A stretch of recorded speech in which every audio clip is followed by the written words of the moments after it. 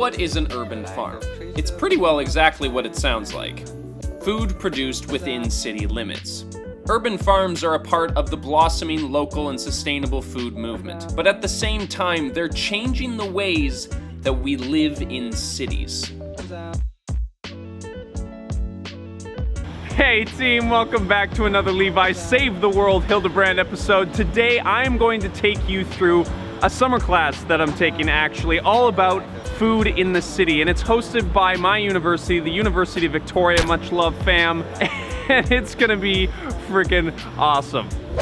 So we're here checking out our first stop. It's a place called Topsail, and it's a little different than our typical urban farm because it takes place in an industrial yard, basically.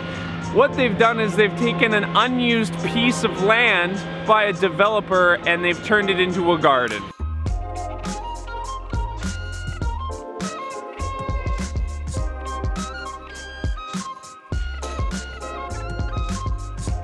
All right, I'm gonna try and break down exactly how the topsoil system of urban agriculture works. Topsoil partners with restaurants. Those restaurants request a certain spread of vegetables. Those vegetables are grown to a set schedule, and then when they're ready for harvesting, Topsoil then delivers them to the door of those restaurants by bicycle. Now, something that Chris said to the group when he was talking was basically the Topsoil elevator pitch, and it goes something like this. Our food travels too far, I can get it to your door in less than 5 minutes. And that's a very interesting line because I feel like it hits at the core of what urban farming is kind of all about. Make food local again. Here on Vancouver Island, we have some of the best growing conditions in all of Canada, yet we produce only 4 to 15% of the food that we consume. Isn't that crazy? Meanwhile, if you rewind back to the 1950s, not even that long ago, Vancouver Island produced over 90% of its own food.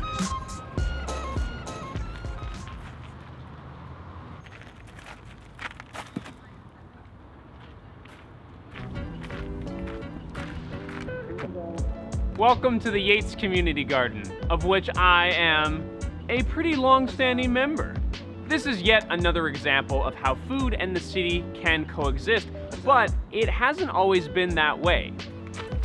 See, before Topsoil came onto the scene, there was a bylaw in place that restricted people from growing food and selling it in the city. Wow!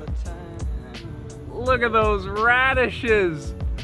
Yes, this is my garden. But it hasn't always been this way. Even as early as the Second World War, people were encouraged to plant gardens in the city as a form of resistance, to provide alternative means of food production to help with the war effort. These were called victory gardens, and they were promoted all over the streets.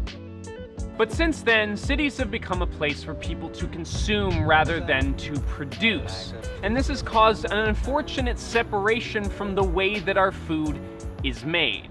One operation that is challenging that norm is the Mason Street Farm. It is a more traditional looking farm in a very untraditional location. I gotta say, being in this garden is so much different than the Topsoil garden. Here, it really feels like farms that I remember growing up in the country. It feels like this little microcosm inside of this kind of crazy urban jungle. It's a bit of an oasis here. One of the real obvious benefits of having a steady place for a farm to occupy is the level of infrastructure and technology that you can put into it. Behind me there is a chicken coop. Behind me over here are 2 giant greenhouses. Inside of this one over here, we actually have a full-scale aquaponics system going on where they're growing koi fish, and on top of that, using those nutrients to create more food. Isn't that insane? But one of the challenges that was mentioned pretty early on by one of the main farmers here is the encroaching urban environment. Right behind me over here is a really big development going on, and that building is going to shade a pretty big portion of this garden, and that has big implications for land that has been functional and that has been working based on the fact that it's able to produce food. Not everyone can succeed doing what Chris does, and not everybody can succeed doing what the Mason Street Farm does. They're two different approaches to solving the same problem. And then just as we're getting ready to start working, it starts pouring.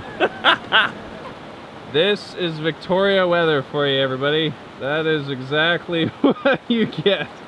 I think the rain actually offered a pretty unique learning opportunity. I think it put the urban farm life into perspective. See, it's easy to say sitting in a class how wonderful it is and how beneficial it could be to the city environment. But moving a steaming pile of compost reminds you that farming, urban or not, is hard work. But the public's image of hard work is probably one of this movement's toughest hurdles. There is a real social stigma against farming, as people fail to recognize it as a legitimate part of urban society. But urban farms can and have proven that they can adapt to the urban environment. We met with Jane Bradbury, who broke down a few reasons why she thinks that farming can work within the city. Number one, she says that these gardens need to be managed. Not everybody is a farmer, not everybody wants to take on that responsibility, so whoever puts them in should manage them. Number two, she believes that in the future, modern buildings will be able to accommodate for farming practices because older buildings are very expensive to retrofit to accommodate for farming needs. And number three is a cultural shift. As the societal acceptance of farming becomes more mainstream, the more we will see this become incorporated into urban life. But this social pressure to conform to the urban environment might actually have some unintendedly positive side effects. One of the things that I am the most frustrated by when I talk to people about their cool environmental or sustainability ideas is that they haven't thought about the business aspect. Because it doesn't matter how virtuous your idea is if you go broke. And this is something that Curtis Stone talks a lot about in his book, The Urban Farmer. Curtis Stone is an incredible YouTuber who has taken urban farming into the mainstream with his wildly popular YouTube channel. His quarter-acre backyard farm in Kelowna, BC has become an inspiration for many aspiring city living farmers. And between his book, workshops, and his YouTube channel, he breaks down the variety of ways that you can make an urban farm a viable business. So if any of you are interested in checking out his stuff, I will leave a link in the description down below.